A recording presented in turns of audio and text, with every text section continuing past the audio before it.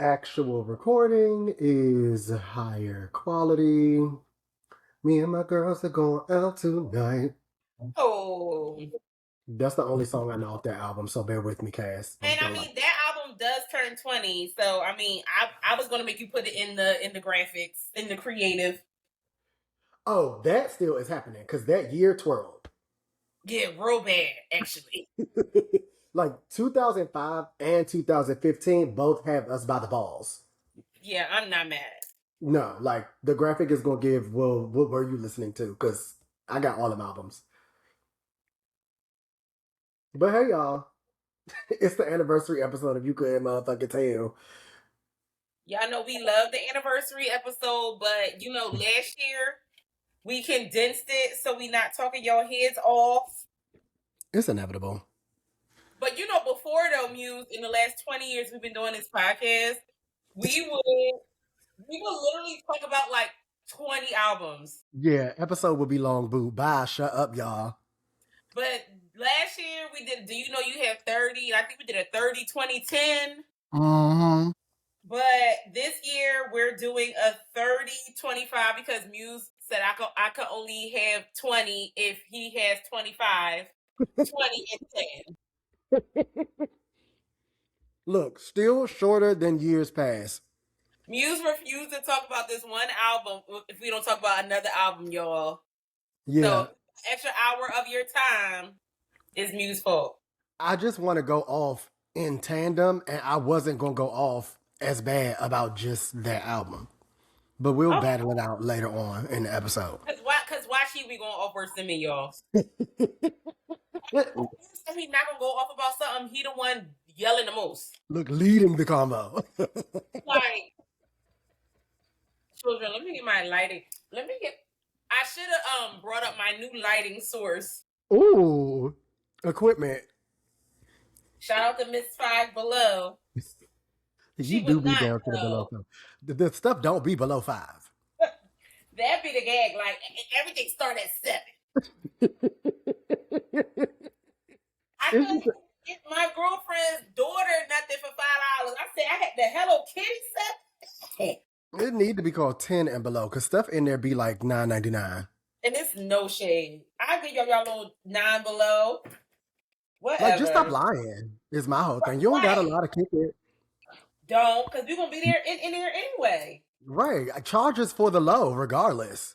Because she got the pieces. My little extendo charger that be by my bed, definitely a 5 below exclusive. Listen, and she be long boot, Fair Street. 10 feet, James P. Brawley. Longer than. Let me tell you, Five Below do not be playing about them phone chargers, y'all. Oh my God, No. they be so long. Now, Five Below need to start selling CDs and records so we could be in there getting the vintage. I agree with that. So, Five Below, if anybody work for Five Below and you hear us, you are under the sound of our voice. Do And double you 1, 2. So we could wooty woo. Cash make the coochie go woo woo. Okay. Listen. I'm dead and dead to the bed. Put that on what? Everything. Y'all know how we get when the album's been out for years plus. So I'm going to see, Steph, how you want to lay this out so we not just rambling the girls into an oblivion. I mean, so I feel like we can talk about the year, what was going on at the time, set the dolls in a place, a location, do some placemaking. Ooh, a little setting, a little, Right. Then we can talk about the impact of the album, what it meant to us, and then we're going to do some of our favorite songs. Period. And then we're going to try to shut up. Hashtag we gonna try. Frank Ocean said we all try, but he wasn't talking about the cast. Oh, remember that Indian boy covered it and kind of twirled, Frank? I would like to know where he is today. Yeah, no, where you at? What's the Sid Saran? Yeah, he went off. Wow. Siddhartha. Oh, wait, that book went off in high school. Did. I think we had to read it in middle school. You know, they be doing a lot in DC. No shade. I might still got my copy. Well, I wasn't allowed to read books that wasn't Black people in middle school. So Militant, love that. stuff came to me a little later in life. Because we was down to the Epic of Gilgamesh, and I was like, now what they said? They was doing anything down Gilga. Anyway. So 30 years. Wow. 30 years. So, how you gonna are we gonna start with 30 or are we gonna start with the 10? Do you know you have 30 still? we could do a new or too old because I have plenty to say about this 10-year doll. Okay, let's start with 10 because I'm feeling the fire. Let it burn, okay? There's no what? Please don't get me started. Okay. Y'all have heard. We'll get started because that's the cast. But... Oh, okay. Well, look, let's get it started in here, okay? Black Eyed Peas. Wait. We talk about hotels and motels and the Holiday Inn album a lot, but where we really need to start with Jazmine Sullivan from an accolade perspective and everything that she got coming after this album should have been reality show. Sure should have. What you should have did, Keish? Baby, I should have went out to the club. You sure should have, Jazmine. Not to be controversial, but this was the album that she should have got all her 1-2s for. Agreed. That's exactly what I'm saying. That Grammy, this album. Those billboards, this album. Those accolades, this album. That number, this, like, hello? The year was 2015, and fresh and early in the year, January 13th, Jazmine Sullivan said, let me get a girls a classic. Let me get a girls a classic and then sit down for the rest of the year. And you know Big Jazz, well, medium Jazz at this point. Pitch. You know that she always going to take her time between albums. So we have been fiending since the album with Excuse Me and Stuttering and all 10 seconds and all of that. Here she go and just laid it all out on the line with this one. Mascara uplifted the love and hip hop community of the nation, and it's no Sade. Hair and my nails, okay? But so what? So what? And what about it? And what now? Bob Swing.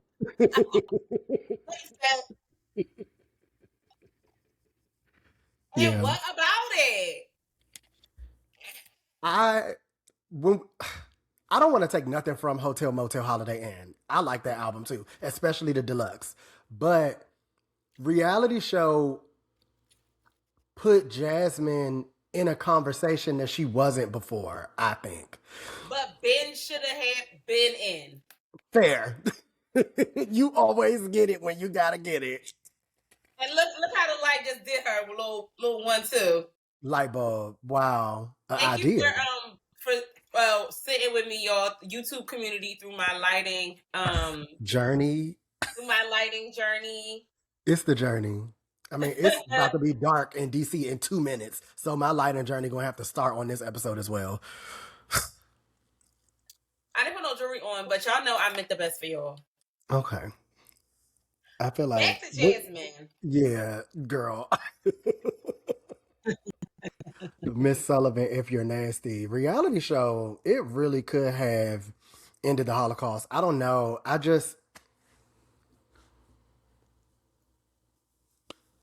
thing is, I think people liked Jazmine, but because Jazmine wasn't in our faces, well, wasn't in most people's faces, I think it was easy for people to kind of like, I don't want to say forget about Jazmine, but not consider her when they're rolling out who's Doll World and who, you know what I mean?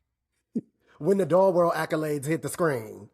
Like, I feel like people were quick to kind of not think of her or not call her out. And so when this album came out, it kind of gave a shockwave. Like the girls was like, oh.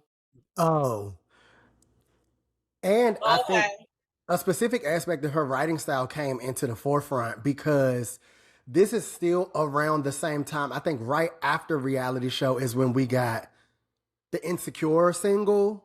It was a Lucy because it was during the time of the show. And it gave very Frank Ocean-y vibes in the way that her cadence was. And like the topics that she was covering just became like way more relatable. And Reality Show kind of started that. When you have songs like Let It Burn, Mascara, Veins, Brand New, like the hits are like it's still to this day. If I see Jazmine live and she don't do Brand New, I'm leaving. I might be out the door waving the fofo. Well, it hasn't been on the set list in a while, children, so I'm sorry. She sang it at one music fest this year, and I was there going off. Oh, good, because she put it back because it was not there past weeks. She forgot about the party girls. One does. I hate when we forget about the party girls, but when you have so many hits, I mean, how do you choose? And then again, 2015 was a big year for music, but Jazmine was still able to break through with a classic project. The way that they was dancing to Masterpiece Mona Lisa on So You Think You Can Dance, like what this album had legs. Like she was everywhere with some of these songs. It just don't make no sense. I'm falling out because they was really on damn So You Think You Can Dance going off. I'm cracking up. I did not know that. I also don't watch that show. That's your twist. But thank you for the on the ground reporting. I got you. Okay, so let's go. I mean, you've been throwing out songs, but let's just like uplift a couple of like the bangers. Okay, so we already know Let It Burn, huge. After 7 sample. We all love that song. The way she even starts the song, the opening line, it lets you know what time it is. We don't have to go deep into it. Yeah, y'all know that one. I want to say a huge song for the group chat that a lot of people sleep on, Silver Lining. Mark Madden, step into the office now. The principal is calling your name in specific. Silver Lining is a song. Yeah, it's y'all talking about the party girls, but she was talking her things or Silver Lining. And the knock of the beat is so like I don't know, like you know that gif of Jay-Z, he like knocking his head real hard, looking like how the dogs be like. Oh. Every old head in America dance like that to songs. But Jay-Z's look funnier because his mouth open, so them lips flying all everywhere. But yeah, like that, it has that kind of 90s knock to the beat that I really love. And we not like necessarily uplifting music, children, but that song do put you in a nice mood. Yeah, it's a good song in that it tells a nice story. Like it's not uplifting in an annoying way, and it's not triumphant in like a Diamonds kind of way by Rihanna, because y'all love a triumphant vocal at the middle of nowhere.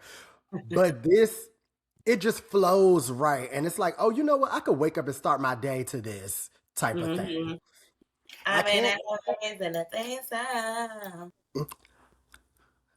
That's what I was literally about to ask you to do. Could you clock the melody? It wasn't clocking to me. The melody wasn't clocking to me. But now I think we're in a good place again. But yeah, the way that she sings this is I ain't ready to think so. What? You sound nothing like this on any other song on the album. Exactly. Like, show us the range, Dollface. And I think that's a theme in Jazmine's career that didn't work so well for her at first. I remember her debut album came out and they said it was a songwriter's kind of like demo album. Like everything was a little all over. Not to me and not to singing community, but that's what some of the critics were saying.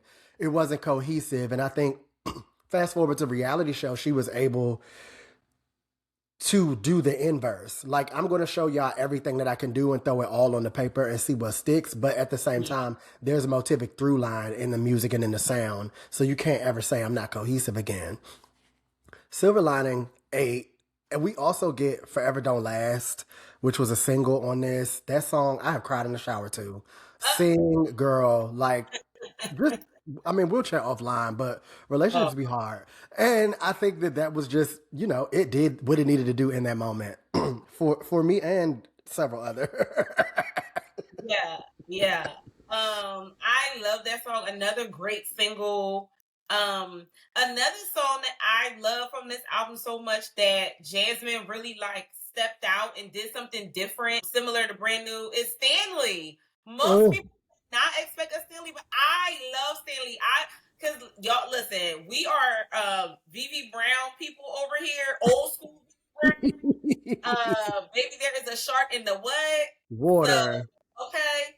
That shark in the agua. If you're talking to Blossom. Y'all seen Blossom was speaking Spanish to Cardi the other day? 4 years old, she was languages to everybody I know. Word Blossom. Love keeping up with them kids. I think that it is so cute. Well, I don't keep up with them. It was more so it just came down my timeline that Blossom was just speaking Spanish, and I was like, oh, word. A mother. Take that, Crystal. Keep going. But yeah, people did not expect a song like Stanley out of Jazmine, and it gave me that VV Brown, Baby There's a Shark in the Water vibe that I really enjoyed. I thought was fun. Like, I feel like people look at Jazmine like Jazmine takes herself very seriously. Mm-hmm. And I think this was a fun song that she could just, show a different side of her, a different personality. And I like that. I think that giving herself room to play on this also gave the audience a chance to tap into inspirations that we might not have heard of from her too. Because Stanley, vocal wise, I see what you're saying by like the VV Brownness of it all, but production wise, this sounds like Computer Blue by Prince. Like, it sounds like of a specific time type of R&B that had a little rock fusion. She did this on another song on this album too. Might have been Veins or Hood Love. But music. And I think just what she's talking about and how she delivers it, and her lyrical content is always top tier to anybody else in the world. So predicating a song about like not feeling appreciated and just naming him Stanley. I love when the girls give the boys a name. Like, I could have been in love by now if it wasn't for Tony face ass. I get it. So I'm screaming because they was playing to Hadley Street Dreams down to the Founding Farmers the other day. I was like, what y'all know about Hadley and the street, child? But yeah, Stanley is another good one right off of this that doesn't get talked about enough. And then I mentioned it, but Veins, like, sing better than everyone. Why don't you? She is screaming from the high heavens on Veins. And I get it. Like, I get it. Sometimes you gotta yell. The girl said, when did you realize that addiction was your life? The first time I pushed it through my veins, the hug it gave me, I never experienced it in my life. And then so bad the lighting source fell. It's the way at the end of the intro, it echo, and she's like, and it wouldn't let me go. Listen. Why make it sound like you a crackhead? I get it. Again. See? But songs titled addiction or songs about addiction, but they really talking about sex or they really talking about love and like how much you really into somebody, they always take me down into the ground, and they're like Downtown Julie Brown. Not only does it deserve, but it is mandatory, as I think music scholars, for you to tap into this specific album of hers. Mm-hmm. Or else. Or else. It's definitely a serious matter. Public concern, as one would say. As one does. Okay. Another year. 20 years ago. Where were you in 92? That's not the year. That's just a song lyric I wanted to upload. 20 years ago, I was in, when the album, this album came out November 2000, so this was definitely before Rihanna took over November and other people could put albums out in November in peace.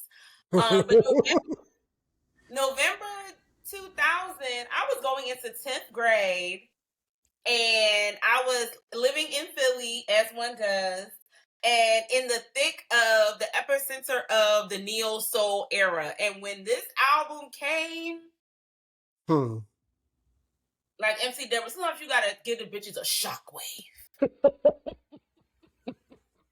In the West, Talib Johnson, aka Musiq, kicked in the door and waved the 4-4 at the Nation. I just want to sing. Let's talk about it. And again, we already said that I was gonna go off real bad, even though I needed some, you know, prerequisites for this to make it down to the ground. But 2000, Musiq Soulchild said no skips. That's what he said. None. Skip to my Lou. Skip to my who. I just want to sing, literally. Yeah, it doesn't even feel like this was that long ago. Too, so it also helped in me thinking I was grown era. Because I was 14 and going to 10th grade. So it was given, I'm a little more advanced than the other girls. I'm a little more sophisticated than the other girls. And I listened to neo soul.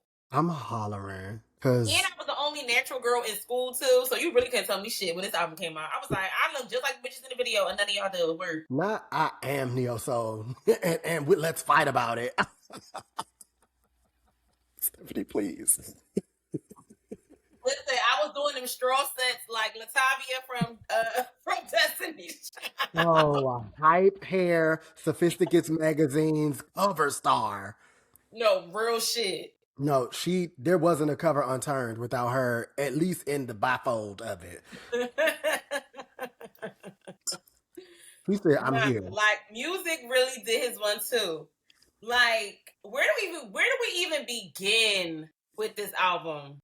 So, with the dawn of neo soul, they really put Musiq Soulchild at the helm of all of the men. Like, we talked about it on our episode to memorialize D'Angelo, how he didn't really have the look and feel of neo soul, but they like bucketed him. Musiq Soulchild kept a kufi on. So Musiq Soulchild was down to the grass with his feet out, eating sunflower seeds and sunflower gardens. He had the look and the feel. Like, they put that on him.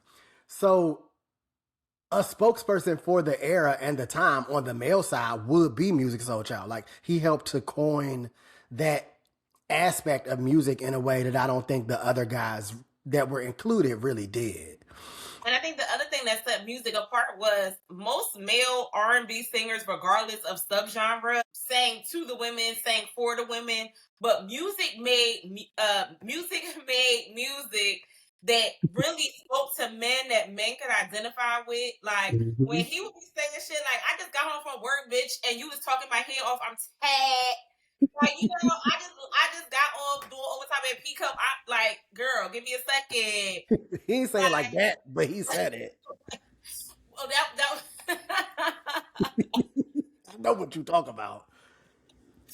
But you know what I'm saying? He would be, you know, just saying things in the way of the perspective of men. And I think that's also why Musiq has garnered such a big following amongst men. You know what I'm saying? Because he really gave men a voice in R&B. It wasn't a lot, like, of course he had love songs, but you can't have R&B without love.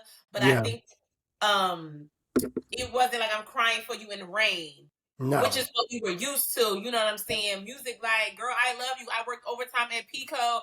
I got big chicken in this house for you to fry up. Like, I'm raising these kids up right. You know what I'm saying? Like, it gave, like, I'm the hardworking black man that love you, girl. Like, can you see that type vibe? And aside from that, because that is part of it, like, his lexicon of music does very much so involve storytelling to the dynamic of, we've been in a relationship for a while, shit might not be going too great because you irritating the shit, but I fuck with you the long way. Now, if you could just give me 5 seconds, I'll be back to normal. That is part of it. But he also spit game in a way that you wouldn't expect from a kufi wearing joint. And I think But it's also because kufi bulls used to be ghetto back in our day. Now the kufi bulls is weird. Exactly. The kufi bulls is crazy to say, but you not wrong. But I think even the Just Friends lyrics and how he's kind of like dominating the conversation with that one girl, it was cute. And it was cute in a way that you wouldn't expect from, not nothing wrong with Music's aesthetic or the way that he looked, but you wouldn't expect that from somebody who looked like him. So I think that type of quiet confidence shone through in the music as well. Us saying Music and his name being Music is about to wear me out, but I'm not calling that man Soulchild either. So y'all gonna have to bear with us. But it just gave, let me listen to what he gotta say. Like every song kind of took you through there. Even a fan favorite, Merry Go Round. Why would you be so cruel, Little Miss Mary Mac? I'm confused. Cause now you done hurt this boy, and we was listening to anything that he had to say anyway. So who are you? Now you the op. Yeah, Eric Roberson wrote the shit out of that song. Shout out to Eric Roberson, who we definitely love on the cast. And you know what's so crazy about Merry Go Round? The way people respond to it when he does it live, you would think it was a single. Yep. Like everybody loves Merry Go Round, like MARYHOW. Like we are going to sell it, okay? Great spelling back in music. Maybe the kids will be, you know what I'm saying, be able to do their little 1-2s a little better. Listen, open the schools. Hook on the phonics. Where is it? I need a little Acrobat reader or something. And the other thing too I love about Musiq Sound was it wasn't given like, you know how sometimes the earth or people that they describe as neo soul or earthy, there's a corniness to it. But nothing about Musiq gave he a corny boy. Like Musiq give like the cute lit boy with the curly hair and the like chill outfit that talk his little game or whatever to you. You know, that he not corny, but he not a player either. Like it just gave like the everyday black man. Yeah. And I think that's what made him so lit to me. Very Cole from Martin if Cole had a brain cell. Like because Cole was the cutest in the cast, but he just couldn't hold no conversation with you because he was weird and stupid. Yeah. But I imagine Musiq to be that type of person and look and feel and vibe and give, but smarter. So I know what you mean. Like cute, charismatic. Mm-hmm. Yeah. Wear cool hats. I also think it wasn't Hotepi either. Right. That's what I'm saying. Like he was like cool. Yeah, like it didn't give, oh, I need my women to be subservient to me. It didn't give like, I might accidentally put your ass in a cult by the end of this relationship. It didn't give any of that. It gave, I can sing, I'm really into you. Let's see what this give. But also, girl, we were friends first, and I'm gonna treat you like a friend sometimes. Leave me alone. Like, I get it. I get it. And you know what else? And it wasn't cool in the way of like, the same way we talk about D'Angelo. D'Angelo cool give like, you know, saloon, cigar lounge, cool. Sucks. Yeah, like Musiq gave cool, like we chill on the steps and you know what I'm saying? It's like the No, I get it. So he has a song called Girl Next Door, but his brand of music in the very beginning gave me Boy Next Door. Like he gave me very approachable and relatable and kind of attainable love in music. And it was cute, but in a way that made you, because we were the age that we vibe with it because of adolescence or like preteen or whatever, and going further into the junior high school dynamic, we understood the language without it seeming childish because we were at a turning point in our lives and we were able to see, well, this might be the beginnings of the love we have in adulthood. And like you said, with all of that being said, it didn't come off as corny or try hard. It didn't come off as like, oh boy, what you talking about? It was like, you took him seriously, just like you would if you grew to find yourself falling in love with the boy that lived next door to you your whole life. I loved it.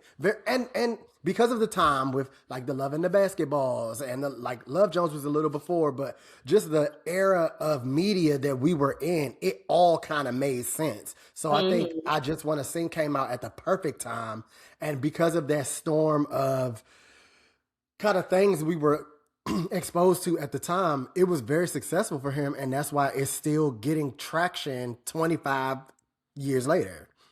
Yeah, for sure. And I love what you said about the love that he sings about feels like attainable. Because I think a lot of times in R&B, it's very like fanciful. It's very like telenovela type energy. Drama. Yeah, but like when Musiq talks about love in his songs, like it really is like these are everyday. This is the things that everyday people are actually experiencing, not things that we're aspiring to. Right. You know, and even like the song "Love," which is probably his biggest song, which is from this album, was a single. I love that in the video, it wasn't just romantic love that was being shown in the video.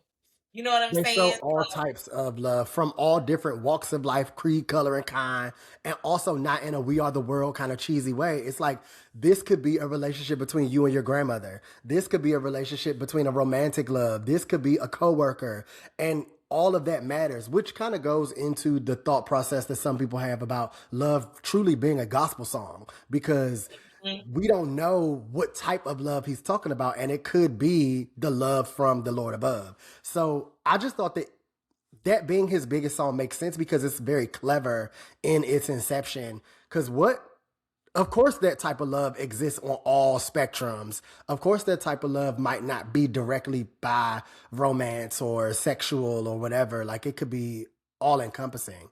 And that's important to be able to put in words in a way that your core audience understands and don't look at you like you crazy for. Mm-hmm.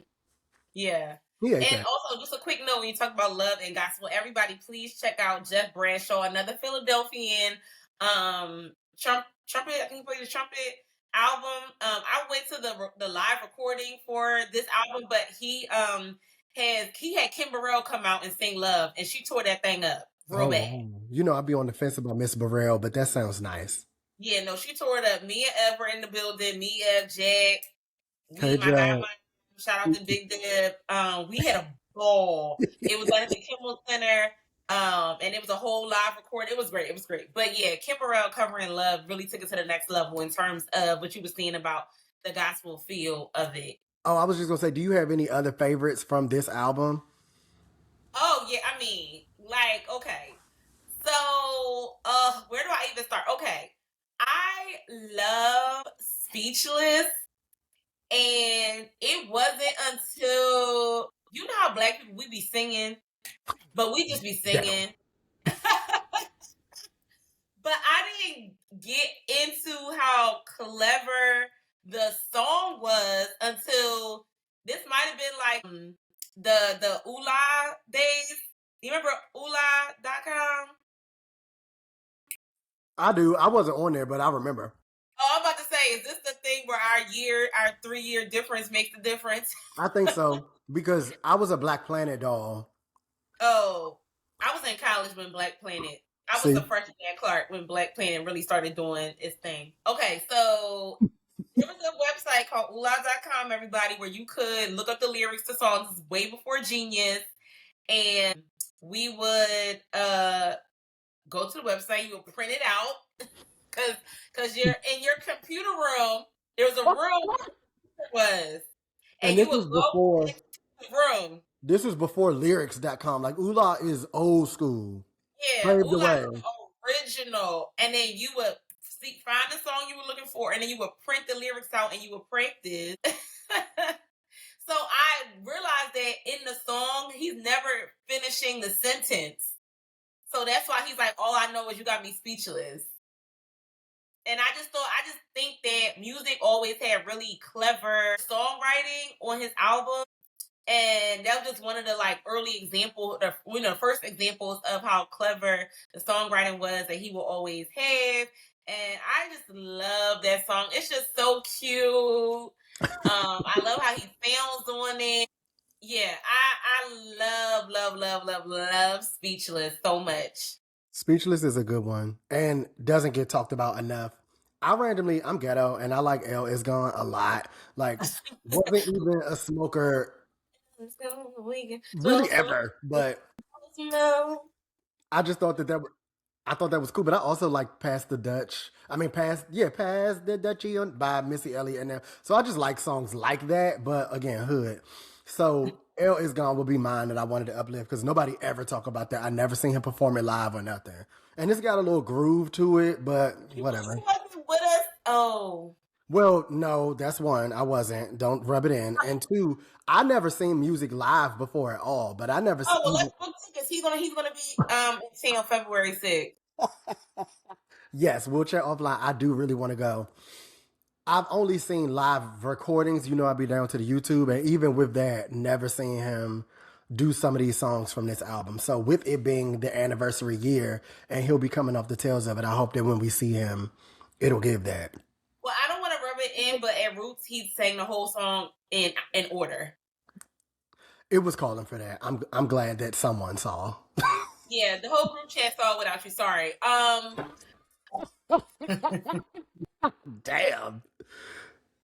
That's it. And we was going off. I I bet. also want to lift up paparazzi.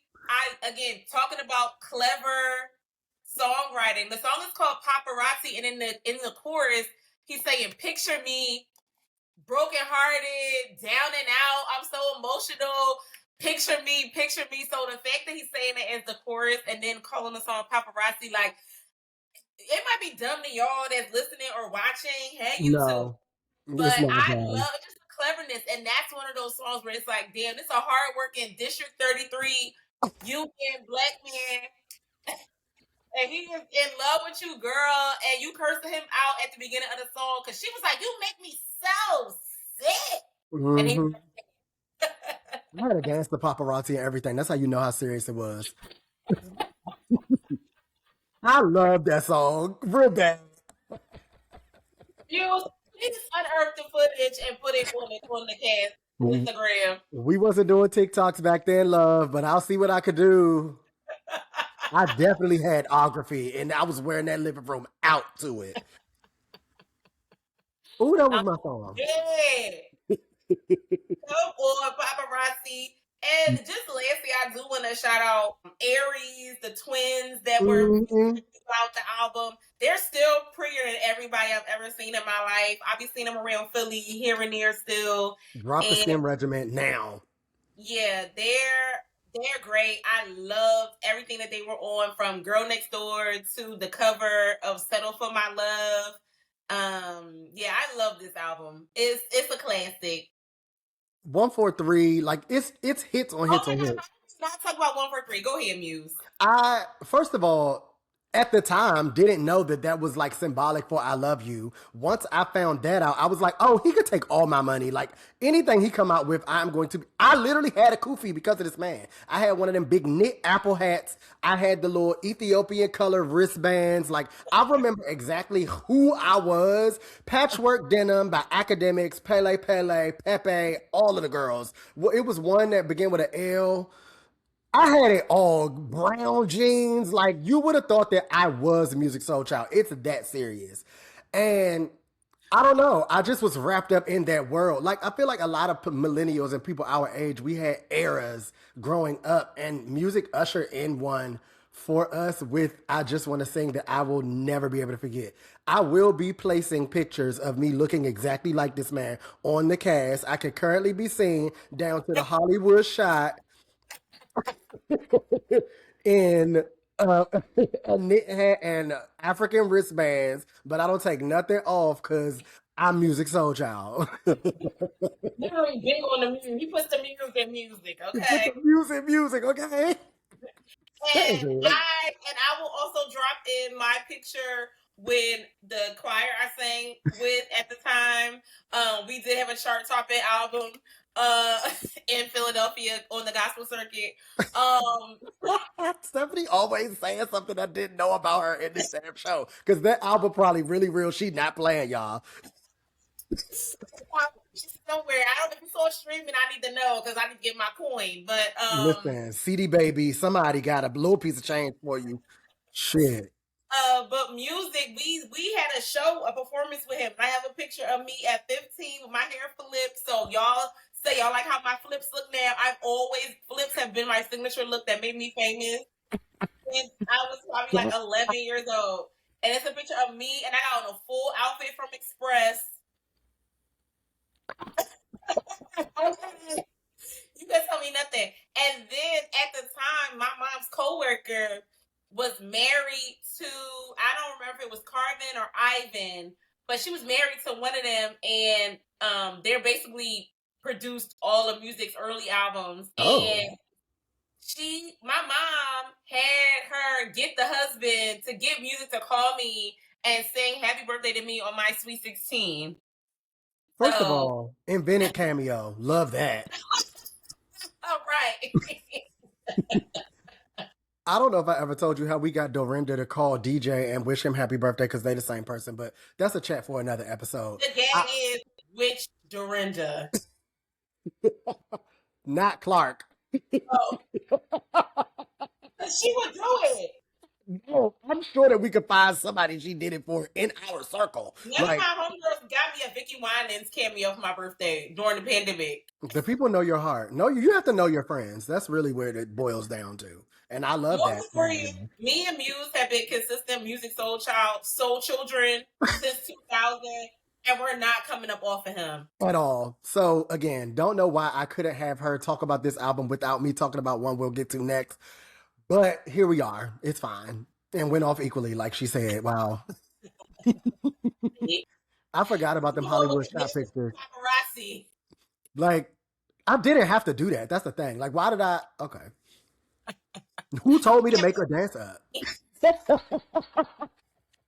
It's come out and you just gotta let it do its little 1-2.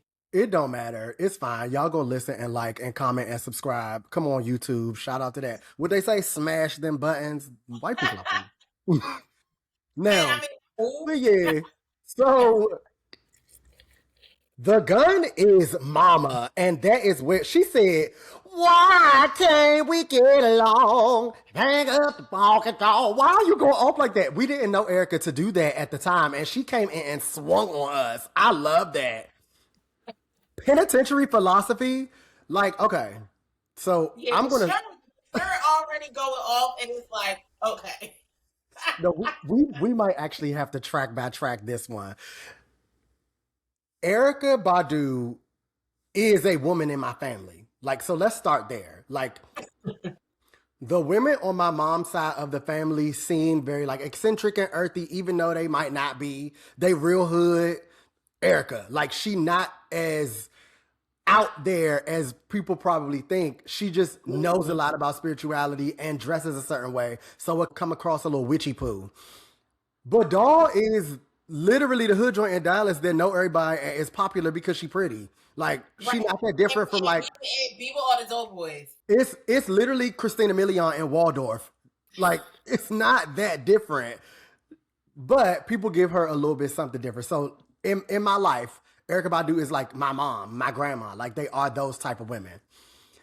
And Nana Karen, if y'all heard me talk about anybody in my family on the cast, introduced me to Erykah Badu. So Baduism is a big part of my life because my grandmother wouldn't stop playing it. Not because I was watching too many videos, not because I'm music fish. All of that is true too. But it was literally my Nana who introduced me to Erykah Badu. Fast forward to this album, and now she's Shaka Khan. Now she's Parliament Funkadelic. Now she's all of these rock inspired and like still holding on to the meaningful soul part of it, but already flipping it in a different way. I said, oh, bitch. Like, in the Did It You Know video, she shaved them dreads that we thought was real. I'm just like, okay, she is twirling me. Because don't nobody know what Erykah Badu hair really looked like still. And she got a little pixie cut now. And I still don't trust it. Because I've just been through too many waves of hair with Erykah Badu. But Mama's Gun is currently going through a resurgence. And she's doing a kind of like anniversary tour because of it. She went down to the New York Times performance. She just did a special with Spotify. And they got like interviews woven in. She's outside talking to everybody. And it is just very nice to hear the stories and the craftsmanship behind like one of your favorite albums so far removed from the time that it came out. Like, I don't know, this album just means so much to me. I love Erykah Badu, and although she is Mother, her reinvention of herself over and over and over again, and her ability to wean in audiences that are not naturally hers based on time, age, frame, all of that is started with, I think, Mama's Gun. Because they pegged artists like Erykah Badu and Musiq Soulchild as these neo soul darlings, and their music is very specific. Even though we can have a conversation about how neo soul ain't that different from regular R&B on a later date, but they did that to them, and we bought into that as like a microcosm of music, kind of like alternative R&B, and you know how we feel about that. But then Erykah was just like, well, but there's more. And that is when I was like mind blown, because never have I seen Madonna in soul music. And I feel like her ability to be a different girl or develop more of the girl we know in every album by look, feel, contrast, composition, and everything is just, no one is doing that like Erykah Badu. Like, she's still able to tour. She's still able to tour these types of songs because they've sat with us for so long, and she makes them different every time she performs them. And not in like a Lauryn Hill tax evasion, I don't have the rights to my music kind of way. Like, very much so in a, we could have did it like this and y'all wouldn't have known type. So I don't know. I'm a cry if I don't shut up soon. I love Mama's Gun. Wow. Okay, so for me to set the stage, 2005. So let me just rewind. Just for anybody that's new to the podcast, me and Erykah Badu share a birthday. So she gonna remind y'all every time, just like I remind y'all I'm a Libra, child. And that you from DC. Oh, that's coming out. I'm very passionate about those topics. It's not okay. So me and Erykah had the same birthday. I've been an Erykah stan since Baduism in real time. So the crazy thing about Mama's Gun is that it came out a week after I Just Wanna Sing came out. Mm-hmm. And I think what is so cool about it is they both at that time fell under the neo soul umbrella, but they feel completely different. Absolutely. Definitely completely different vibe. So again, Erykah Badu, we born the same day. I have been an Erykah stan since her very first single, On and On. Like, I've always loved her. Again, I was the only natural girl at school, so I was like, well, bitch. Let them know, Steph. So I was like kind of having my life November 2000, as you could see, by all the fame that was going on in the natural community. I'm actually screaming at that time. And yeah, so to everything that Muse was saying, like, I loved how this album, she was like, I'm not just this earth girl that y'all think I am. Like, I got other vibes, other energy. And she really went through that, I think, sonically, in this album. I'm not gonna belabor the point because Muse went all so bad about it. Sorry, y'all. Let's get into some songs. The singles were Didn't You Know and Bag Lady. My favorite song from this album, and that's never going to change, is Orange Moon. Reflecting the light of my sun. How good it is. How God He is. That's the part right there. Hello. She said, whoa,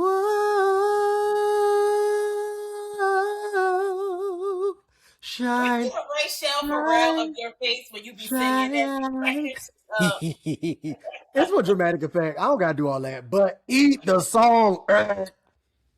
Yeah, Orange Moon is still one of my favorite songs of all time. It's just such a beautiful song.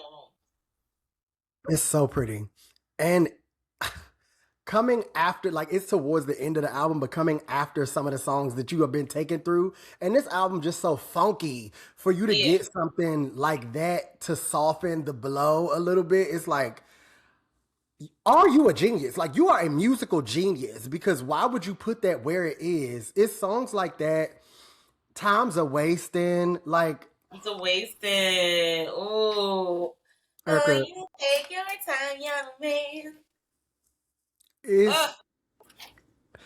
This album means so much to me. And then she I want somebody to walk by me and kiss me on my neck and breathe on my neck. She said, been such a long time, I What? forgot that I was fine. So kiss me on my neck and breathe on my neck. They said, if you want to feel me, hey, got to be divine. Bring me water, Pray for water that for song for my me. mind. Yeah. She said, breathe love, breathe Background. love, breathe love, breathe love. She's going off. It's it everything about that song give me go-go. So that is also part of why I really get into it. That Cause it's like breakdown is go bad. bad. Like it sound like EU and them back in damn doing the butt days. But with Erykah on the helm. And I love that. Like this, you can't tell me nothing about Mama's Gun. Didn't you know it's still being sampled by some of the best voices out? That boy Lacan or Livon got a bomb song that sampled Didn't You Know? I'll put it in the yin and yings of the cast once I remember the name of it. It's just again, no skips. This year, Musiq and Erykah did their thing. Yeah. I Wow. also wanna uplift Booty because I think that was the first time where she was like, she explicitly said, I'm not just an earth bitch. Yeah. She Yeah. was like the whole song, she's like, first of all, she was saying nigga, like, and people was like, oh my God, you're supposed to be a positive person. What Jill say about the head wrap? Y'all said that. I said, and your booty might be bigger, but I still can pull your nigga. But guess what? I I don't don't want him. want him. Like, so I also love that she was like really showing her personality. Like, no, like I'm Miss Thing with the green eyes from Dallas, and yeah, this But ain't that. it's also like I'm actually reiterating to y'all because Other Side of the Game is literally the beginning of a series about her talking to a drug dealer. Like, and it's evident in the lyrics and in the video whether you knew something was coming after that or not. So yes, the hair wrap doll has been telling y'all from the beginning that she was hood.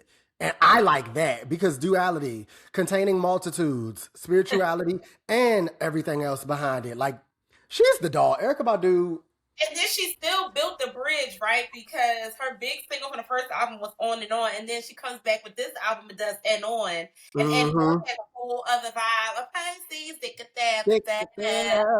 Well, I'm raising hell. People always trying to find a world of men. I'm the envy of the women and I rule the men. She said, two fish, one swimming upstream, and one swimming down, living in a dream. But when she loves, she tends to cling. When incense burns, smoke unfurls, analog girl in the digital world, the roster child's flower child, zip dip down, zip dip down, the go-to smile, flip them out, bling bloom, blink, elevated. I'm about to give birth to church, but everybody wanna ask this herb. She ain't that. Yo, we can't talk about the rest of this show no more because he's going to sing every Erykah song, and I still want to talk about two more songs that I don't know if we got time left on the recorder.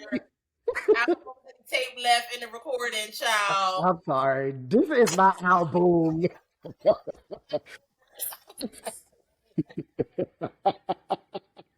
Where is this going?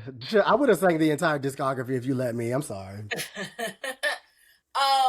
I also want to talk about In Love With You with Stephen Marley. Shout out to my brother Spree. The way I could never listen to that song normal because he always be like, I was literally about to say,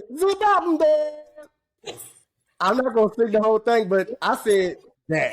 Ella Fitzgerald, but making Jamaica, okay? The West Indian left out. That song is so, I love that song as well. It's so cute. Erykah is so cheeky at the end. I love how their voices sound together. Like In Love With You is definitely in my top 5. But to round out my top 5 pies, Green Eyes. Okay, and this is like 3-4 songs in one, which it started Erykah's. She has one of these on every album now. Tick Fish. Yeah. in the art world, y'all, when you have an art piece and it's 3 different panels, it's called a triptych. And so yeah, she's the triptych doll. Do you have a favorite system? You know, we talk about systems word to Tinashe. Yeah. I just glitch just thinking about her. Oh my God. One day we gonna have an episode where she don't come up, but until then. I said her name in a while, to be honest. I was thinking about that today. I was like, we haven't said the word Tinashe in a long time. I think that's just because the last episode was specifically about Summer. She came up, I'm sure. Oh. Okay, what is my favorite system? Ooh. I think it's such a pretty song all the way through. 10 minutes long. It's so hard to pick. I think it probably will be this I don't love you anymore. Yes, I do. I think never knew the love did this. Second system, because I also love like never knew that love could hurt like this. Never thought it would, but I got this. Feel embarrassed, so I wanna hide. Silly me, I thought your love was true. I named the dumb ass Badu child. Gonna be a wild child. She said, dum dee, dum doo dee dee. Her performing that live. If you have never seen Erykah Badu live, one, run. If you have never seen Erykah Badu live if you've seen her live and she didn't do green eyes, I need a picket sign. I need pitchforks. I need you to be an angry townsperson at the next concert. Because that is an experience. I went to my first Erykah Badu concert when I was 16. My mom took me and my friend Jana, shout out to Jana, we born 2 days apart. And my mom took us to Atlantic City to see Erykah. And I've been to every single tour of Erykah since I was 16. So that means since 2002, I've been to every tour. Except for the Mama's Gun anniversary tour. Because it just was falling on a day I couldn't. First of all, they put it back in Atlantic City. And I'm like, yeah, you y'all got don't it. have no shows in Philly no more. Won't be feeling like commuting all the way to Atlantic. So it's kind of, I'm actually taking it personal that I didn't go to this tour. But what I think I'm gonna start doing, I think this is fun. We had such a good time after the Brandy and Monica rewatching the tour. I think I'm just gonna invite people over to watch tours. And we just pull up the best YouTube. Yeah. And compare the cities against each other. Well, I would have to have more boys come over for that, because fair. There's definitely gay boy activity to that's true. align the runs and be like, well, she did the run differently here and there and everywhere. I think we just get into it a lot more than we probably should. That's what it is. Yeah, like, calm down, gay. But yeah, Erykah, you are so iconic for this album, and we love you. I'm playing it as soon as the episode is over. 30 years. 30 years, y'all. We're going to do 2 albums as well. And these are 2 debut albums. Like, girl, they came at us with these. With the bullshit, okay? Debut albums of Faith Evans and D'Angelo. Now, we don't have to belabor the point on D'Angelo because we did do a D'Angelo episode and we talked about all of our favorite songs from the album. But I do think maybe music, for anybody that has not gone back to the episode, which you should, we should at least give our like top songs from the Brown Sugar album. Oh, easy. But Me and Those Dreaming Eyes of Mine, Cruising. And I guess I could take one for the take one and say Lady. Yeah. My top 3 is All Right. Still, that's my favorite song of all time. I don't care. I know Voodoo exists. I know Black Messiah exists. And then I'm going Smooth. Smooth has been hitting me very differently this year. I don't know what it is, but I'm loving Smooth. And When We Get By has just always been like a consistent, like it's just a like a cute church quartet vibe that I've always loved. So Those are definitely my top 3. And I know a lot of people, give his later 2 albums like a little more energy, but I do think that like the debut album set a very particular like foundation, and is equally as cool and inventive and important, and all the things that people put on the later 2 albums. It's equally as masterful, it's equally as artistic. So please stop sleeping on that debut album. Yeah. What do you think that's about? Do you think that the sophomore album having him explode onto the scene as a sex symbol changed the course of how people are hearing it? No, I think this whole like for lack of a better word, Solangification of the last 2 albums is new. In real time, it didn't give that. No. Like nobody was like, "Oh, this is more artsy than the other," or "This is more high art than the other." I think that's a new thing. Okay. They do that to a lot of girls. So they do. It's a revisionist history aspect to it, because we was probably the only people talking about voodoo at the time. No, I mean, the people that are talking about these albums probably weren't even like over alive. 13 when it came out. Yeah. But I'm just saying, like, I think sometimes certain albums get elevated in terms of artfulness. Mm-hmm. Because it might got a little extra flute on it or something. Like Pimp a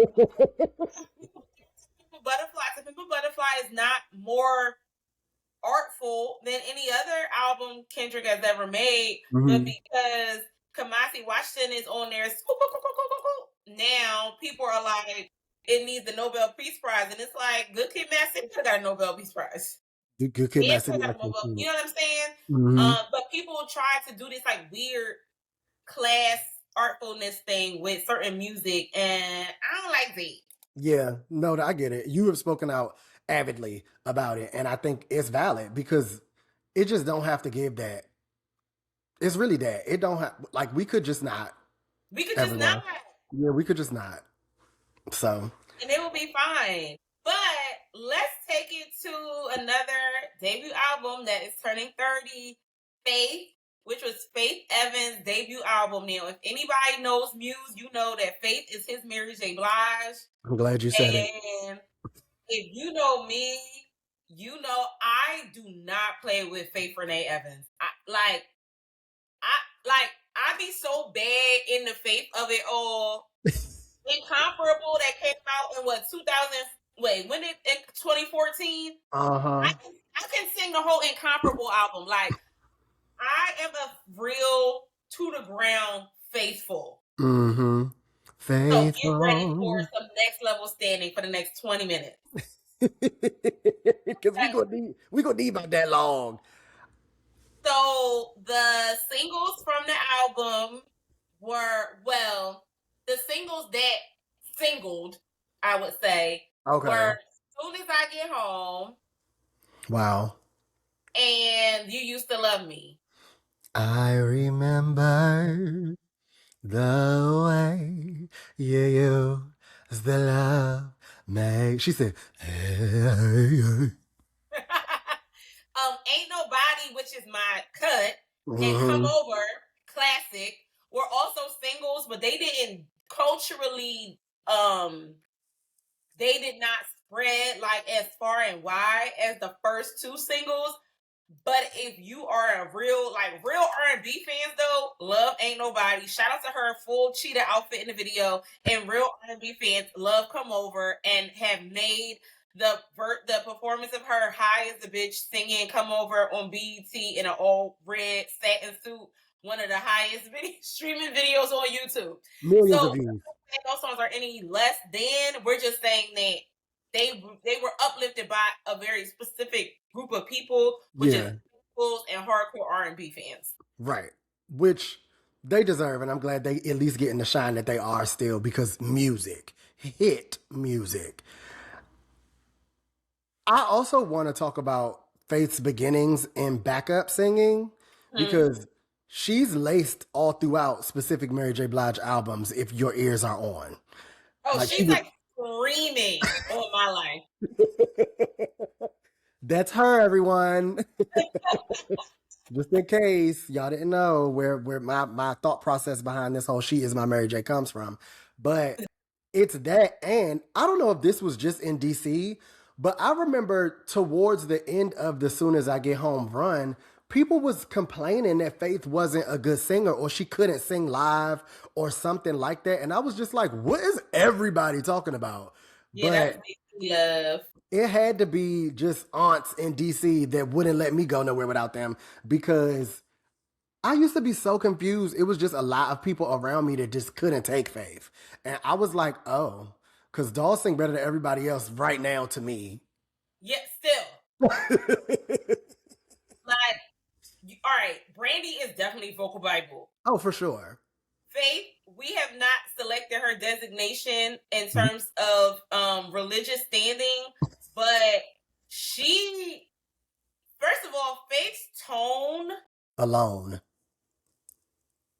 that raspiness, it's like literally Faith's voice is if Dorinda Clark Cole and Karen Clark Sheard merged into one person. And you know she want to be a Clark sister bad. So you know what's crazy? The way and this is me growing up in church. I grew up going to church, but not in my household wasn't churchy. If you get what I'm saying? Yeah.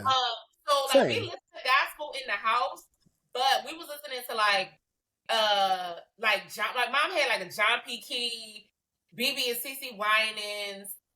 And then Kirk Franklin came out. I had Kirk Franklin albums, and then I got into Fred Hammond when I was in high school or middle school into high school. Mm-hmm. But my mom was very much Yolanda, BBCC, John P. Key. Like I think that's a lot of people's household. I think more commercial gospel was easily attainable if you didn't want to hear like hymns or like real gospel artists that you got to go to church and be at Bible study, because those are two different things. It ain't just like every other Sunday. You got to be down to Vacation Bible School to know certain gospel artists. Shout out to VBS. Shout out to everybody with the light carry. I had fun. Yeah, so I learned about the Clark sisters from Faith Evans. Karen Clark, Finally Karen album, where she has on a jacket this color and she's leaning just like I am, and it got the lapels just and like the hair is and the hair is like this. Uh-huh. The album is called Finally Karen, and she has a song with Faith Evans called Nothing Without You. And they would play that song on the radio in Philly all the time. And I was like, who is this lady that sounds just like Faith? Meanwhile, it's the other way around. Faith sounds just like her. I was like, yo, who is this? And then they said it's on Karen Clark Sheard, Finally Karen. I said, Jakey, I need $10 to go down to the Sam. You was down to the FYE, down to the tower. No shade. Shout out to the tower at Broad and Walnut. I know exactly which one you're talking about, because I got Anthony Hamilton's whatever album Charlene was on there, bought it from that exact tower. I was pressed. Shout out to the tower or Broad Street. But yeah, I had to get that Finally Karen album because I was like, who is this lady? Yeah. And that was that had to be 2001. So this is like, you know, a decade after almost of Faith's album coming out. But yeah, so take that to say Faith's voice is so like signature. Nobody can sing like Faith. The way she riff and runs, Faith, like that's how when Mary first came out, had a very jazziness to her voice. Faith also had a jazziness to her voice, but the rasp gave it that church. You know what I'm saying? That Mary didn't necessarily have. And yeah, Faith was just something special to me. And just I think we're saying the quiet part out loud. She was on Bad Boy. So there's a formula with R&B singers with Bad Boy is you're definitely going to be doing 70s covers. You're going to be singing over, you know, hip hop, not beats. And I think Faith was able to come from under Mary's shadow and do it in her own way, and was able to really show what she could do with this debut album. And yeah, it's no skips. I love it so much. I'm ready to talk about my favorite songs, but I'll let you go. I'm just crying because when you talked about the bad boy formula, I said, "Oh, shelved." Well, Faith got up out of there before he played at her face. Listen, she said, "I'm going for the gold." Okay, at least, but no, you basically said it all. I feel like Faith's debut album is an opportunity model for a lot of people that might be in singing community and are unable to get that big break just yet. And she did it in a way that, again, we talk about the perfect storms. It was just a lot of contributing factors to her success, but the root ball of it was that she sang better than everybody else. Like, the foundation of her success was always that she sang down. And it didn't matter that... amazing writer. Let's chat. Because vocal production, arranging, and lyrics all from her throughout her entire career. Like, yeah, she of course worked with other people that had big songs that were not written by her. But her having that pen to paper from the jump means a lot to us as lyric children. And you just can't deny the talent. Like, there's multiple songs on this album that Faith wrote all by herself. Like, Faith has written for other people. Mm-hmm. And so I do think it's important that we also uplift that Faith is a songwriter. Okay. Yeah. Much like Mariah, I think it goes it's unsung. Like, it's gone unsung for too long how incredible of a songwriter Faith is. Yeah. And listen, the pen don't play. Like, people are just now, for some reason, getting into the lyrics as soon as I get home. But vocal arrangement done by Faith. Like, are we okay? Of course, Chucky Thompson and Puff Daddy on production, but wrote, arranged, like, Doll is the music. And shout out to Chucky Thompson, DC's finest. Yeah, you knew I was going to say his name before this damn episode was over. You know, we love Chucky Thompson around here. I don't know. This album is forever to me, too. Like, I won't take y'all through singing the entirety of You Used to Love Me like I did on Erykah's turn, but you don't understand. Don't be afraid. Give it to me. Like, Michael, I'm going to hold off on tracks 13, 14, 15 until the end, because I don't want to cry like Mariah Carey said in her hit single, I Don't Want to Cry. So let's do the top first, and then we'll take the bottom. Okay, come on, Tanya Blunt and Lauren D. Hill. I get it. Because you was really about to lay me out. I just say that Faith Evans is the queen of the interlude. Nobody has better interludes than Faith Evans.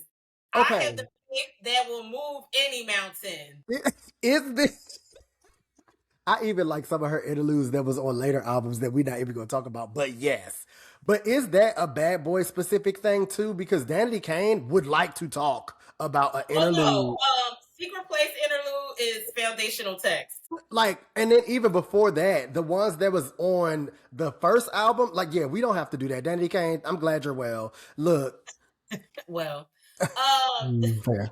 We'll see at the next show. But yeah, Faith, the interlude's crazy. Her cover of Love Don't Live Here Anymore. Love don't live here anymore. And you know, my father old ass music making me listen to self. I was like, wait, I know this song. Man, she said, when you lived inside of me, Gerald, there was nothing I could conceive that you wouldn't do for me. It's like Faith be morphing into certain, like, because no one talks about it, but there's a little Tina Marie in her version of that.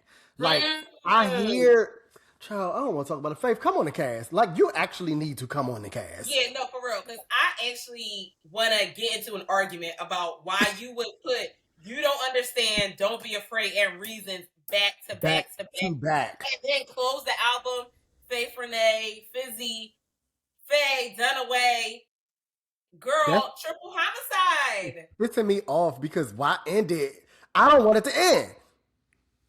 Also, I want to talk about the Patrice Rushen sample in Falling in Love.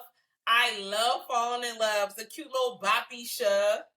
That all is this one of my love favorites. you give to me, I want to give. Just let me give it back to you.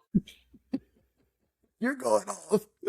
Because Faith went off, and I need to talk about it. I need a support group for all this love. Listen, the faithfuls, where are you? We need to touch and agree.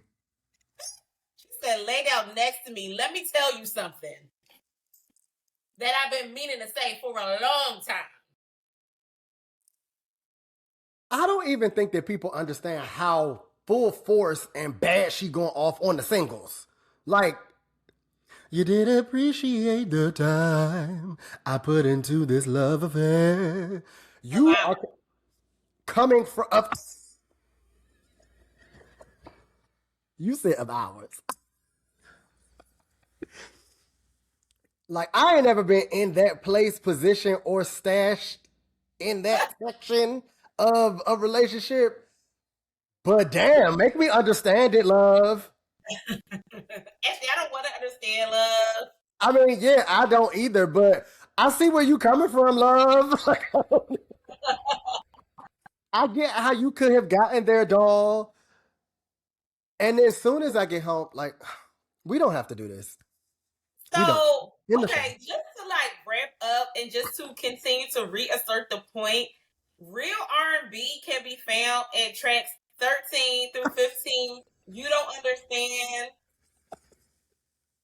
Don't be afraid and reasons. The things that Faith is saying to this man, she said, morning walks and morning talks. I can't believe you only thought that we were friends. Don't be afraid. You don't understand. Hold on, because Faith say something specific and you don't understand that I be like ready to like launch myself off of the roof of my house.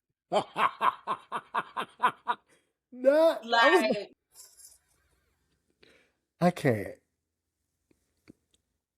No, listen, she said, I know you wonder why I sometimes cry when I should be happy to have you in my life. But you don't understand the changes I've been going through just to be happy. Just to. Okay, is it a game that we playing? Ask the question, Faith. And then to be reason, she just be like, give me the reason. No, like, this lady's discography go off real bad. Wait till 2028 when it's time to go back to 1998 and I start screaming about specific songs off of Keep the Faith, because you know I'm ready to sing Never Gonna Let You Go in full on the cast. Oh, ain't Caramel Kisses on there too? That's Faithfully, I think. No, yeah, Caramel Kisses is on Keep the Faith. You said my way. Faith, come on the cast. Come on the show. Yeah, I think we need it. It's time. Come on the cast. It's time, because I'm already on the next anniversary episode and we still talking about Faith. And no shade, we also want to uplift that this is the 20th? No, what year is this for Me and My Girls Going Out Tonight? Hold on now. It's like First Lady album from 2005. It's the also 20 year. 20. Faith, please stop playing me because I need at least 30 minutes with you to talk about Catching Feelings. That is the only song that I want to talk about on that album. Me and My Girls Are Going Out Tonight is just funny to say. But Catching Feelings, it's a little aunt for me. But Catching Feelings, though, you're right. Catching Feelings. Oh, look at the sky. Yeah. I randomly am one of like... I'm not crazy. I'm one of like 7 men that in the world that likes the single off of that album too. But we'll talk about it when she get here. Again. No, again. Oh, I love that song. She said I had a habit. I couldn't handle it. It was taking my life away. Come on, Faith. She spoke her testimony on that song. Yeah, she did. In ATL, I caught a case. Woo, they said I had a habit I couldn't manage and throwing my life away. They saying that. Okay, and that has been this episode of the Psyce Podcast. Check your local fucking listings, niggas, because that's how I know he's watching me. I should have known you was gonna go off too bad on that. I purposely deleted that when I thought that was what we were supposed to be talking about today, because you just gonna let us have it anyway. Hollering. Like, comment, subscribe. Until You Came is also a problem for me. Until You Came, no shade, is Reason's little sister. I don't want to do this anymore. Okay. Because I'm. And I don't want to be the reason why, child. Let's cut the cameras because we have stayed to a point of oblivion. I'm taking myself out at this point. I'm about to end this. Thank y'all for coming out. God bless and good night. This has been another anniversary episode of this bullshit. Follow us everywhere at the Psyce Podcast. Y'all know where the people be at. Like, comment, subscribe down to the YouTube. We are there. So you should be too. The end.